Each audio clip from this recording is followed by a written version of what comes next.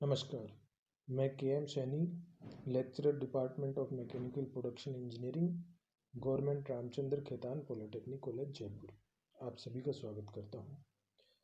आज हम theory of rolling के फोर्थ पार्ट में बात करेंगे रोलिंग प्रोसेस की एक कॉमन प्रॉब्लम की, और वो कॉमन प्रॉब्लम है रोल बेंडिंग। जब हम रोलिंग करते हैं तो ट्रांसवर्स लोड या रोल फोर्सेस के कारण रोल बेंड होना एक आम प्रॉब्लम है। रोल बेंड होने की वजह से जो अपना वर्क प्रोडक्ट है उसकी सेंटर पे थिकनेस, जो रिक्वायर्ड थिकनेस है उससे कुछ ज़्यादा हो जाती है, और एजेज पे उसकी थिकनेस, जो रिक्वायर्ड थिकनेस है, उससे कम हो जाती है। तो इस प्रॉब्लम का कारण है कि रोलर की जो लेंथ होती है उस लेंथ के साइड में सपोर्ट्स होती हैं, तो roller as a simply supported beam act करता है, और रोल फोर्सेस के कारण उस पे जो फोर्सेस आते हैं वो ट्रांसवर्स लोड के जैसे एक्ट करते हैं, जिसकी वजह से जो बीम है वो डिफ्लेक्ट होना शुरू हो जाती है। ठीक इसी प्रकार रोलर भी रोल फोर्सेस के कारण डिफ्लेक्ट होना शुरू हो जाते हैं, और वो डिफ्लेक्शन के कारण बेंड होते हैं, जिस कारण से उनकी सेंटर लाइन पे जो गैप है दोनों रोलर्स के मध्य, वो जो तय गैप है उससे कुछ ज़्यादा हो जाता है, और किनारों पे जो गैप है वो तय गैप से कुछ कम हो जाता है। इस वजह से जो अपनी रिक्वायर्ड थिकनेस है वो यूनिफॉर्म नहीं रह पाती है, जिस वजह से जो अपना वर्क पीस है उसमें कुछ डिफेक्ट्स भी आना शुरू हो जाते हैं। तो रोल बेंडिंग के मुख्य रूप से कारण ये है कि जब वो रोलर्स पे फोर्सेस आते हैं तो मटेरियल की एक टेंडेंसी होती है बेंड होने की, तो उस वजह से वो रोल भी बेंड हो जाते हैं, और ये डिपेंड करता है उसके इलास्टिक मॉडुलस पे। जो रोल मटेरियल है उसका जो इलास्टिक मॉडुलस है वो जितना ज़्यादा होगा, रोल बेंडिंग की टेंडेंसी उतनी ही कम होगी। तो अतः हमें जो है मटेरियल, जो रोलर के लिए जो मटेरियल चूज करना चाहिए उस समय ये बात हमें ध्यान में रखनी चाहिए। रोल बेंडिंग के परिणाम स्वरूप क्या होता है कि जो अपने रोल स्ट्रिप है उसकी सेंटर पे थिकनेस बढ़ जाती है, और उसकी एजेस पे थिकनेस, जो रिक्वायर्ड थिकनेस है, उससे कम हो जाती है, और इस इफेक्ट को हम कहते हैं क्राउनिंग इफेक्ट। और सामान्य रूप से इस क्राउनिंग इफेक्ट को दूर करने का तरीका, जब हम रोलर बना रहे होते हैं तो उस टाइम पे रोलर की डिजाइन करते समय उसके जो सेंटर का जो डायमीटर है उस डायमीटर को जो एजेस के जो डायमीटर हैं रोलर के उससे थोड़ा सा बड़ा बनाते हैं, जिस कारण से कि ये ओवल शेप में आ जाता है। तो जो दोनों डायमीटर जो रोलर्स हैं वो सिलेंड्रिकल शेप में नहीं बनाकर कुछ ओवल शेप में बनाए जाते हैं, या बल्ज्ड सिलेंडर शेप में बनाए जाते हैं, जिसका एजेस पे डायमीटर कम और सेंटर पे डायमीटर ज़्यादा होता है।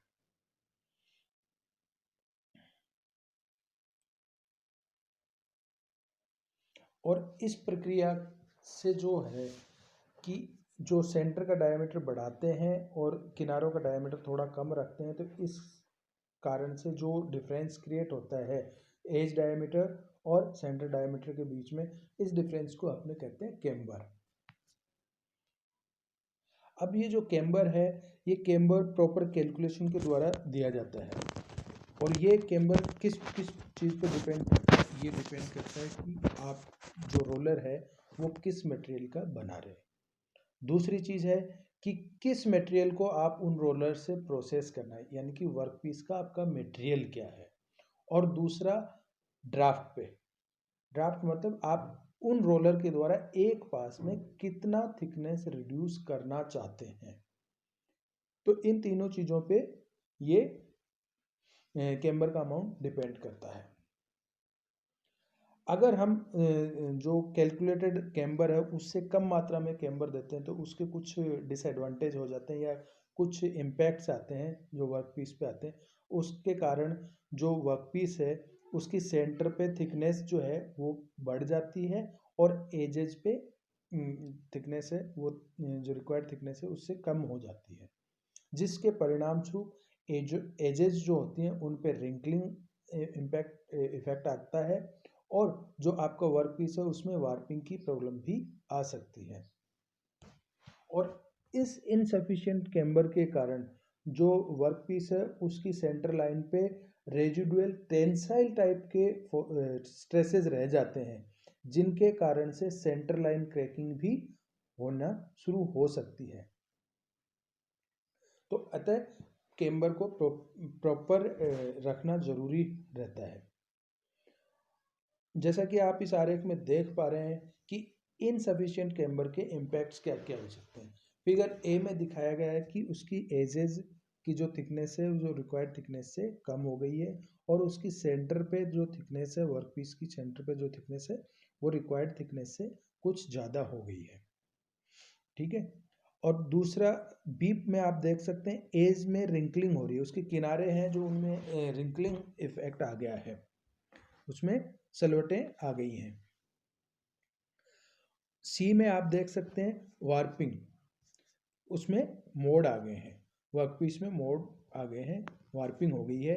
और डी में आप देख सकते हैं सेंटर लाइन क्रैकिंग्स आ रहे हैं, जो वर्कपीस की सेंटर लाइंस हैं वहाँ पे कुछ क्रैक्स आ रहे हैं, जिस वजह से वर्कपीस की सरफेस फिनिश खराब हो गई है।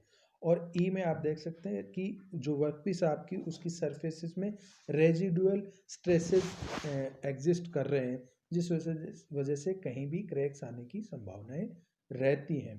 तो इनसफिशिएंट कैम्बर्स के कारण ये डिफेक्ट्स अपने रोलिंग में आ सकते हैं। तो इनको अवॉइड करने के लिए अपने को जो कैम्बर का अमाउंट है वो प्रॉपर कैलकुलेट करके ही रखना चाहिए रोलर्स पे।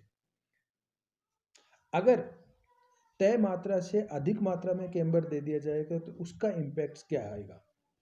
तो जो इसमें जो रेजिडुअल स्ट्रेसेस पैटर्न आएंगे वो अब रिवर्स हो जाएंगे, सेंटर लाइन पे कंप्रेशंस आएंगे और एजेस पे टेंशंस आएंगी, जिस वजह से एज में क्रैकिंग्स आना शुरू हो जाएंगी और लेंथ वाइज स्प्लिटिंग भी हो सकती है और जिसकी वजह से वेवी सेंटर्स भी आ सकते हैं। तो अधिक कैम्बर देने की वजह से जो कंप्रेशन स्ट्रेसेस हैं वो एज पे की बजाय सेंटर लाइन पे ट्रांसफ़र हो जाते हैं और एज पे टेंसाइल स्ट्रेसेस आ जाते हैं, जिस वजह से एज क्रैकिंग और लेंथ वाइज स्प्लिटिंग और वेवी सेंटर जैसे डिफेक्ट आने की पॉसिबिलिटी बढ़ जाती है। जैसा कि इस आरेख में आप देख पा रहे हैं कि ओवर कैम्बर के कारण जो अपना वर्क पीस है उसकी सेंटर पे थिकनेस रिड्यूस हो जाती है कंपेयर टू एजेस, जिसके परिणाम स्वरूप जो उसमें रेजिडुअल स्ट्रेसेस पैटर्न है वो चेंज हो जाता है। सेंटर पे अब आपके कंप्रेसिव रेजिडुअल स्ट्रेसेस रह जाते हैं और एज पे tensile compressive stresses tensile residual stresses रह जाते हैं, जिस वजह से एज क्रैकिंग और सेंट्रलाइज स्प्लिटिंग शुरू हो जाती है। जैसा कि आप इसमें देख पा रहे हैं कि ये जो ई वाला फिगर है इसमें वेवी सेंटर्स के डिफेक्ट दिखाया गया है, डी वाले में सेंटर लाइन स्प्लिटिंग का डिफेक्ट दिखाया गया है, सी में आपको दिखाया गया है एज क्रैकिंग को, कि जैसे टेंसाइल रेजिडुअल स्ट्रेसेस एजेस की तरफ मूव करते हैं उस वजह से एज क्रैकिंग होना शुरू हो जाती है। और बी में रेजिडुअल स्ट्रेसेस दिखाए गए हैं, ये भी रोलिंग के डिफेक्ट्स हैं जो कि ओवर कैम्बर के कारण प्रोड्यूस होते हैं। तो इन सब को अवॉइड करने के लिए अपने को कैम्बर का अमाउंट जो तय अमाउंट है या कैलकुलेटेड अमाउंट है उसके अकॉर्डिंग ही रखना चाहिए। और कैम्बर डिपेंड करता है कि वर्क मटेरियल क्या है, आपका रोल मटेरियल क्या है उस पर डिपेंड करेगा, और आपके ड्राफ्ट के अमाउंट पे या रिडक्शन के अमाउंट पे भी डिपेंड करता है कि एक पास में आपको कितना थिकनेस रिड्यूस करना है। इन सभी बातों को ध्यान में रखते हुए अपने कैम्बर को डिसाइड करते हैं और प्रॉपर उसकी कैलकुलेशन करके रोल मैन्युफैक्चर करते हैं। इन बातों का ध्यान रखते हुए हम रोलिंग के ये जो डिफेक्ट्स हैं रोल बेंडिंग के कारण जो आ रहे हैं इनको अवॉइड कर सकते हैं। धन्यवाद। अगले चैप्टर में फिर मिलेंगे नए टॉपिक के साथ। धन्यवाद।